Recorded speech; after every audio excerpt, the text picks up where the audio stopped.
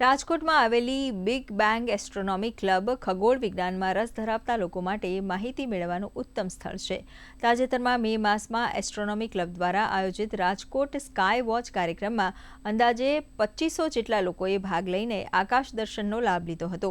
વિદેશોમાં લોકપ્રિય સ્ટાર પાર્ટીની પરંપરાને ભારતમાં સૌપ્રથમ વખત ગીર વિસ્તારમાં શરૂ કરવાનો શ્રેય પણ બિગ બેંગ એસ્ટ્રોનોમી ક્લબને જાય છે.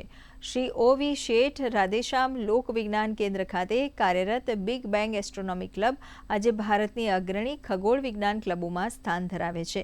વર્ષ 2003થી શરૂ થયેલી આ ક્લબ છેલ્લા 23 વર્ષથી ખગોળ વિજ્ઞાનના પ્રચાર પ્રસાર માટે સતત કાર્યરત છે. टेरेस पे एक फुल फ्लेज रिसर्च ऑब्जर्वेटरी है, 3 मीटर का डोम है और उसके अंदर 11 इंच का स्टेलर यानी तारे देखने वाला टेलीस्कोप है और 80 सेंटीमीटर सोलर टेलीस्कोप है जिससे हम सूर्य का अभ्यास कर सकते हैं.